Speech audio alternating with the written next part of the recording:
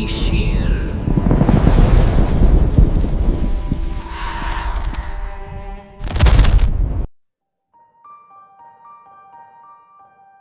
গত পর্বে আমরা দেখেছি সদ্য আইন পাশ করা জনাথন হার্কার কিভাবে কাউন্ট ড্রাকুলার কবলে পড়ে গৃহবন্দী হয়ে পড়েছেন এবং এই কাউন্ট ড্রাকুলা কিভাবে ইউরোপের বাইরে তার প্রভাব বিস্তার করতে শুরু করেছে। আজ আমরা শুনব তারই পরবর্তী অংশ।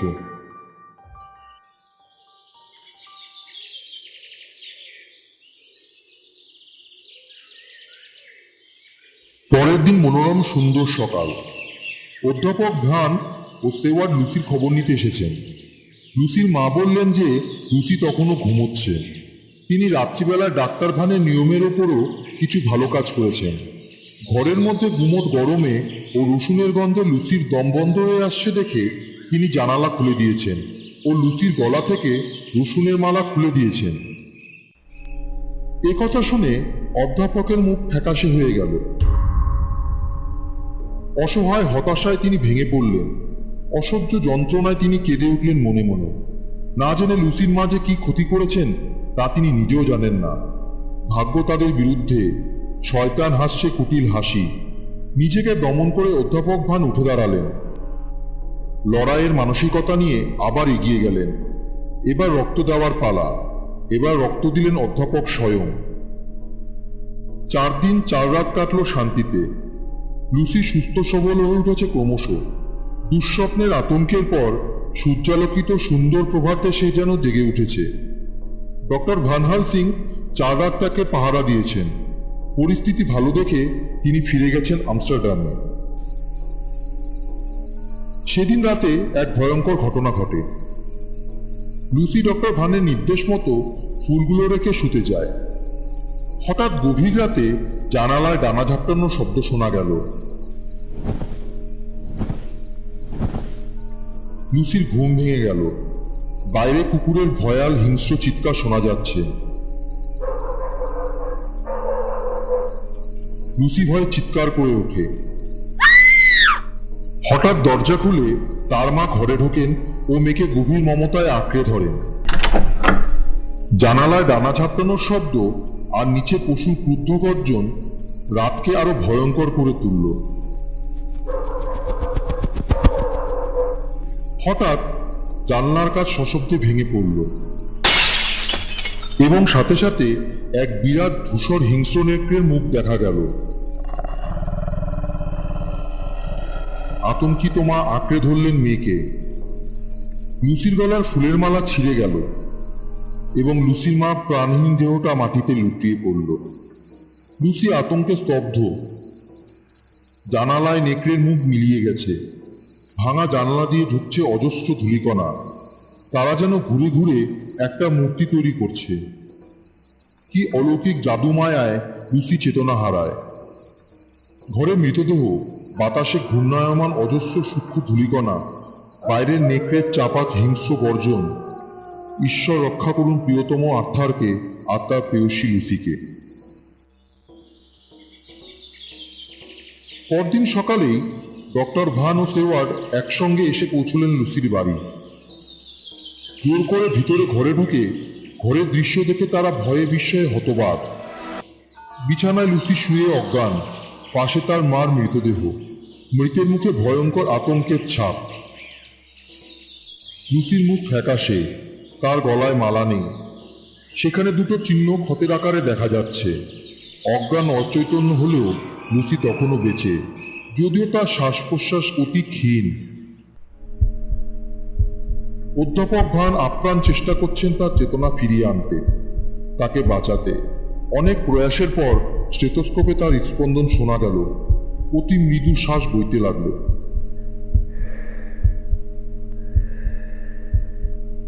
আবার রক্ত দিতে হবে। এবার রক্ত দিল মরিস। 4 জন মানুষের পূর্ণ রক্ত দেওয়া হয়েছে লুসির শরীরে। তবু কেন ও ফ্যাকাশে শুকনো রক্তহীন হয়ে যাচ্ছে? কে টেনে নিচ্ছে তার শরীরে বিপুল রক্ত প্রবাহ? বাবার গুরুতর অসুস্থতা সত্ত্বেও লুসির অবস্থা খুব খারাপ শুনে আর্থার এসেছে। লুসি একটু শান্তি পায়। সারা রাত লুসি ঘুমের মধ্যে কিসের আতঙ্কে চমকে উঠছে বারবার, খালি ছটফট করছে। অধ্যাপক ভান ও সেওয়ার্ড পাহারা দিয়েছেন তাকে। আশ্চর্যের এই যে জেগে থাকলেও লুসিকে ম্লান, বিশীর্ণ, বিবর্ণ দেখায়, কিন্তু ঘুমোলে তাকে সরল দেখায়। তার বুকের স্পন্দন স্বাভাবিক হয়ে যায়। খোলা মুখ থেকে দাঁতগুলো দেখা যায় তীক্ষ্ণ, ঝকঝকে, ধারালো। আর এক রাত গেল। লুসি আরো ম্লান হয়ে পড়েছে। মৃত্যু এসে গেছে তার শিয়রে, কিন্তু তার দাঁতগুলো আরো তীক্ষ্ণ, উগ্র দেখাচ্ছে। বিশেষ করে দাঁতগুলো যেন আরো ধারালো, আরো ভয়ঙ্কর হয়ে উঠেছে। লুসির শেষ অবস্থা দেখে আর্থার নির্বাক।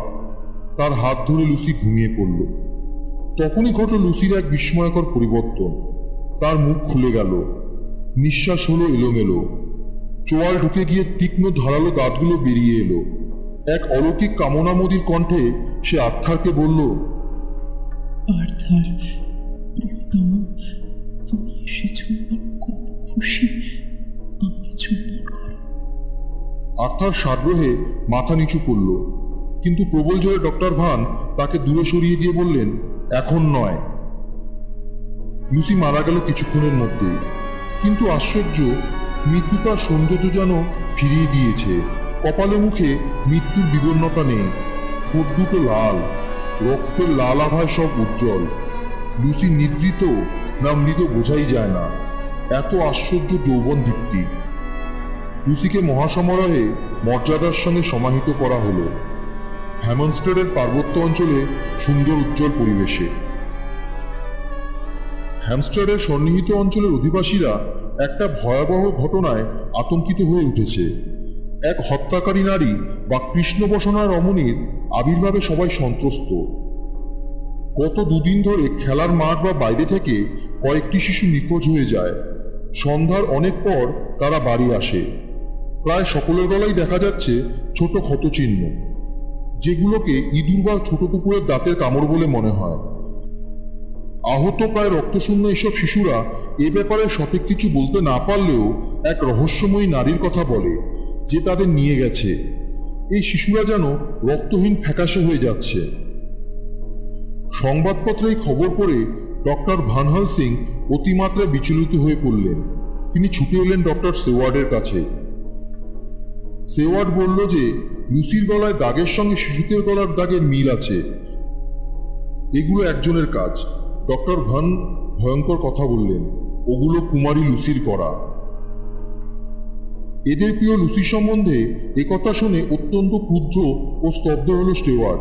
তীব্র প্রতিবাদ করল একথার। অধ্যাপক কি উন্মাদ হয়ে গেছেন? কিন্তু অধ্যাপক তাকে প্রমাণ দিলেন, কঠিন, নিষ্ঠুর, ভয়াবহ প্রমাণ। সে রাত্রে ডক্টর ভালহান সিং ও সেওয়ার্ড সমাধিক্ষেত্রে গেলেন। লুসির কফিন খুলে দেখা গেল তার মৃতদেহ নেই। এরা দুজন দাঁড়িয়ে অন্ধকারে। কিছু পরে দেখা গেল দেবদারু গাছের সারির মধ্য দিয়ে একটা সাদা মূর্তি আসছে। তার কোলে জড়ানো একটি শিশু।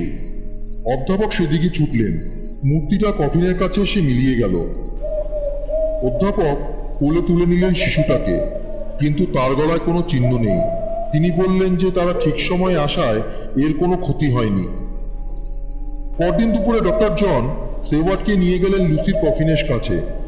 ডালা খুলে দেখা যায় লুসি শুয়ে আছে, আরো সুন্দর, আরো রূপসী, ঠোঁটগুলো আরো লাল, গালে অপরূপ রক্তের আভা, দাঁতগুলো আরো তীক্ষ্ণ, আরো ধারালো, যা দিয়ে শিশু রক্তপান করা যায়।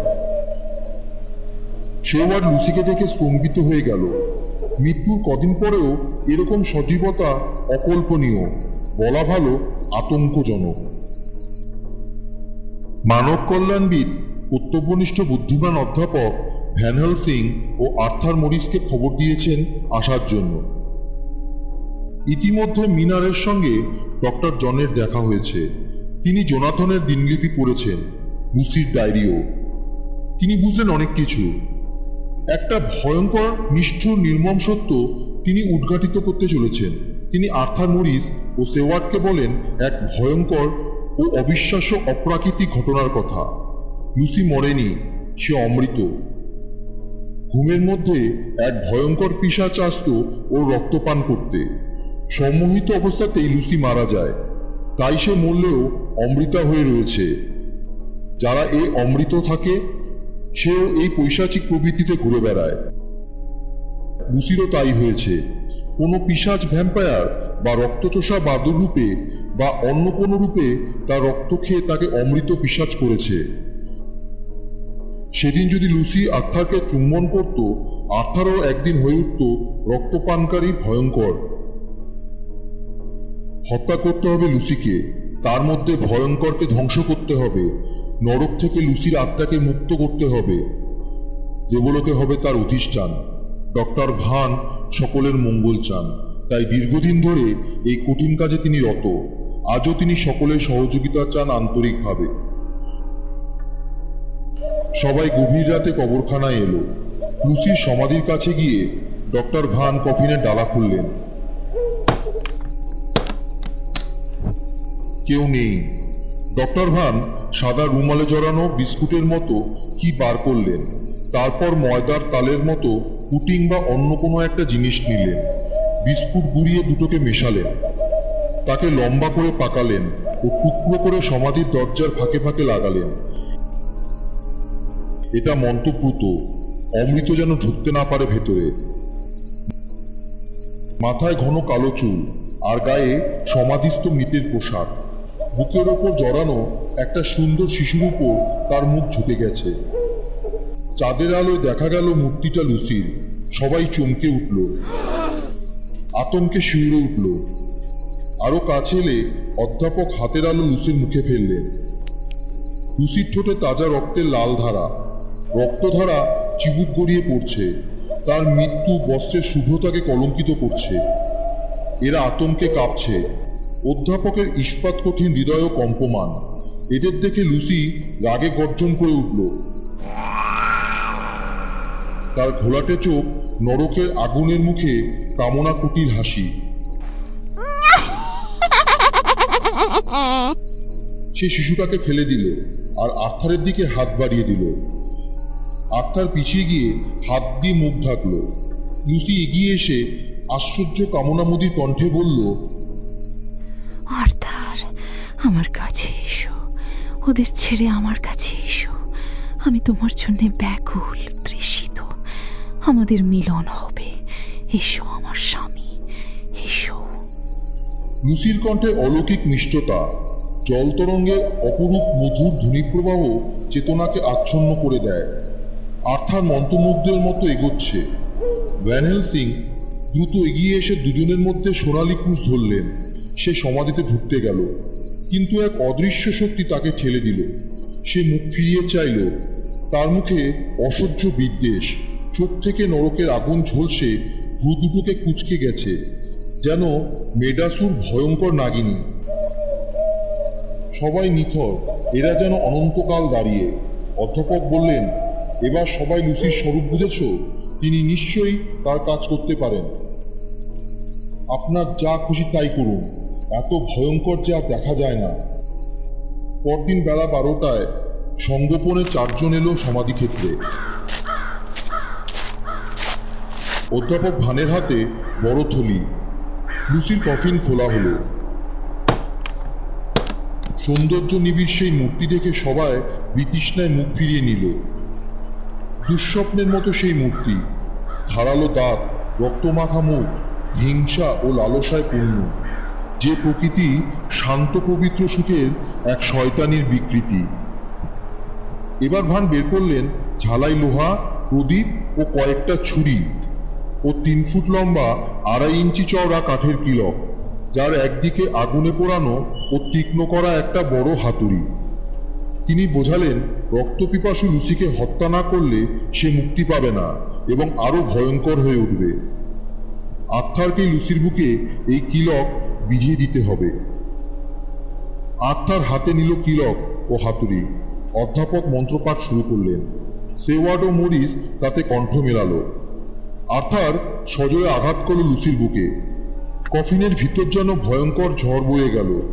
দেহটা যেন পাক খেতে লাগলো। একটা হিংস্র রক্ত হিম করা চিৎকার বেরিয়ে এলো লাল ঠোঁট থেকে।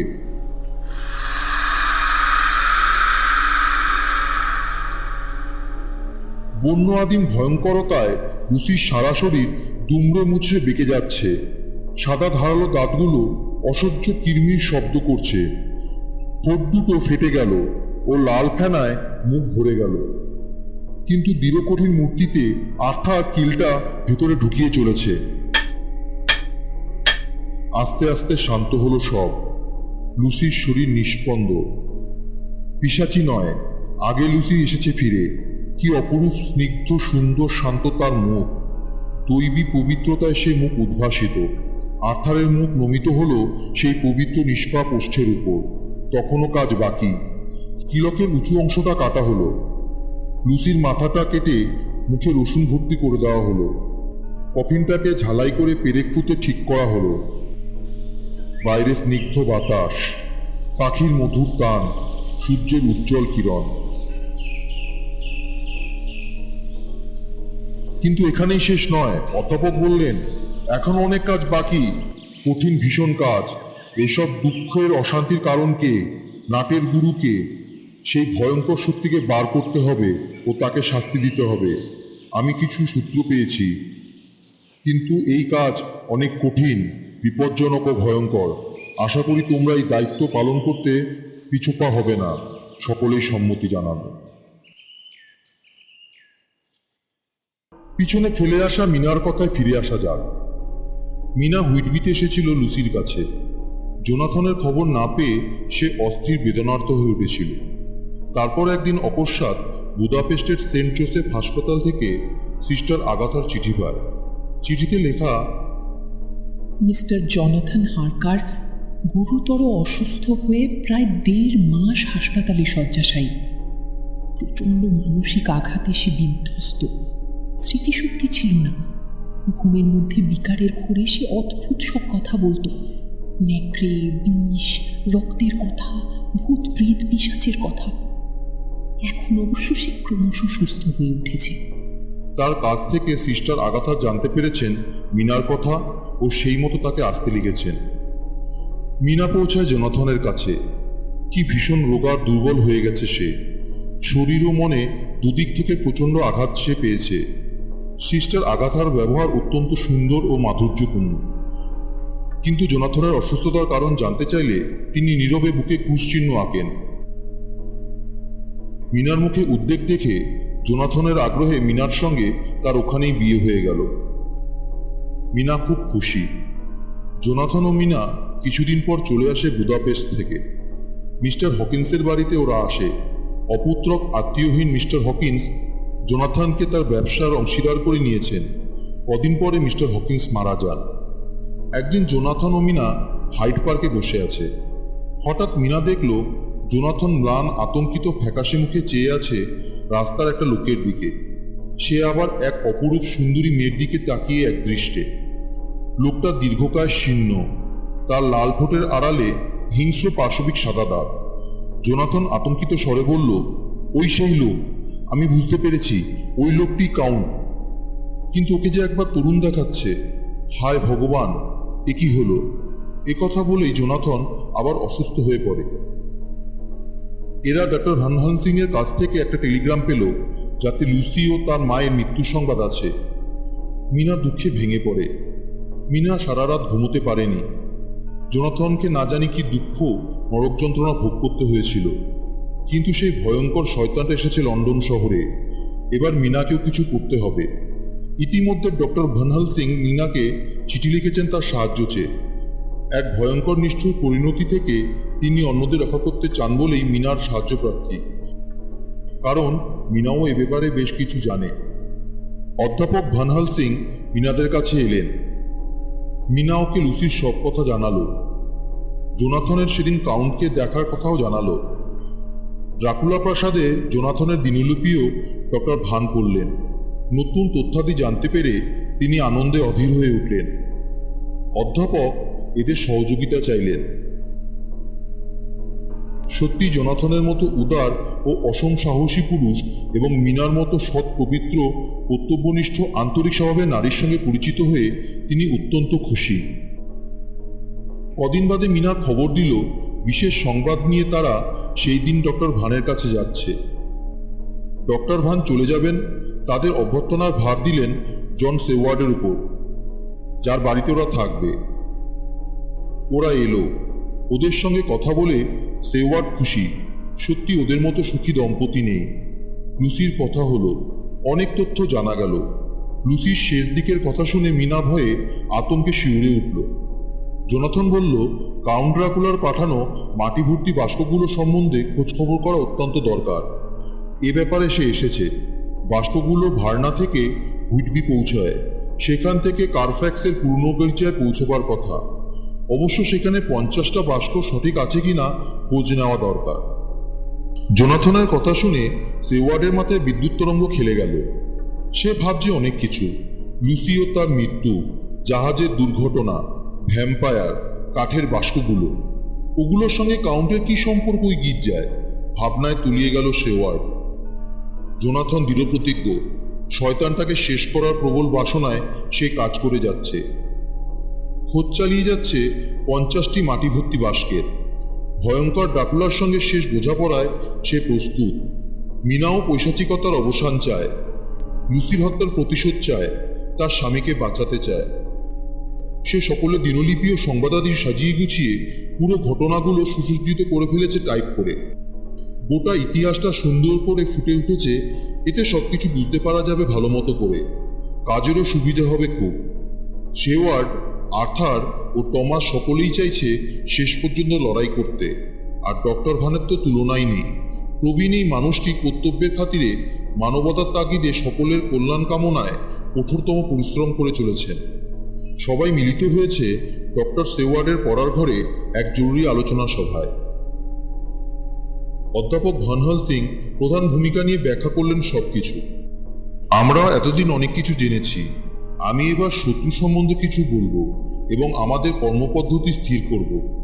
আমরা ভ্যাম্পায়ারের অস্তিত্ব জানি একটি মূল্যবান প্রাণের বিনাশে। আমরা জেনেছি এক ভয়ঙ্কর পিশাচের কথা। এই পিশাচ মানুষের থেকে অনেক শক্তিশালী, অনেক চতুর। এর সান্নিধ্যে আসা সমস্ত মৃত আজ্ঞাধীন। সে পশুর থেকে হিংস্র। সে যেখানে যেমন খুশি যে কোনো রূপে আসতে পারে। বজ্রবৃষ্টি, ঝড় কুয়াশা এর অধীন। সব নিম্ন শ্রেণীর প্রাণীকেও ও আদেশ করতে পারে। ইঁদুর, পেঁচা, বাদুড়, মথ, শৃগাল, নেকড়ে সকলকেই। সে ছোট বড় হতে পারে, এমনকি অদৃশ্য হতে পারে। এই ভয়ঙ্কর শত্রুর সঙ্গে আমরা লড়াইয়ে নেমেছি এবং পরিণতির কথা ভাবলে অতি সাহসীরও বুক কেঁপে ওঠে। যদি আমরা হেরে যাই, আমরা এরই মতো ভয়ঙ্কর রক্তপিপাসু পিশাচে পরিণত হব। নিষ্প্রাণ হৃদয়ে আমাদের প্রিয়জনের নিষ্ঠুর সর্বনাশ করব। আমাদের কাছে ঈশ্বরের দ্বার চিরকালের জন্য বন্ধ হয়ে যাবে, কিন্তু আমাদের কর্তব্য পালন করতে হবে।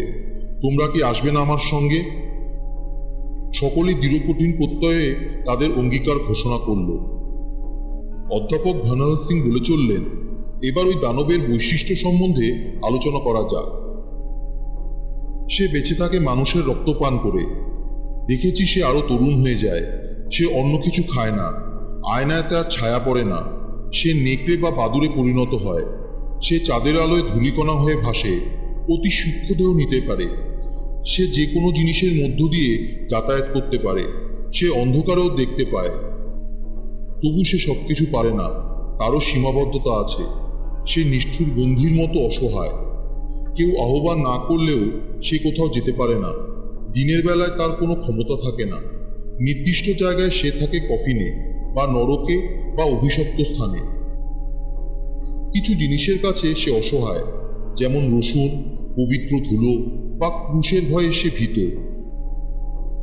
বুনো গোলাপের ডাল কফিনে রাখলে সে বেরোতে পারে না। আর এরকম দানবকে হত্যা করার ব্যাপারে সবাই দেখেছে। ড্রাকুলার ইতিহাস ঘেঁটে দেখা গেছে যে শত শত বৎসর পূর্বেকার এক অতি শক্তিশালী দৃঢ়প্রতিজ্ঞ, অসীম সাহসী ও অতি চতুর অভিজাত বংশীয় মানুষ এই ড্রাকুলা। কয়েক শতাব্দী ধরে সে ভীষণ ভয়াবহ হয়ে উঠেছে। এই দুরন্ত শত্রুর সঙ্গে আমাদের লড়াই। আমরা এখনই কাজ শুরু করব। আমরা নিশ্চয়ই শয়তানটাকে সেখানে পাব এবং তাকে হত্যা করব। সূর্যোদয় থেকে সূর্যাস্তের মধ্যেই কাজটা করতে হবে। পরদিন ভোররাত্রে সবাই বেরোলো গির্জার দিকে। যদিও জোনাথনের মন কেমন যেন মিনার জন্য অস্থির হচ্ছে। তারা বাড়িটাতে ঢুকল।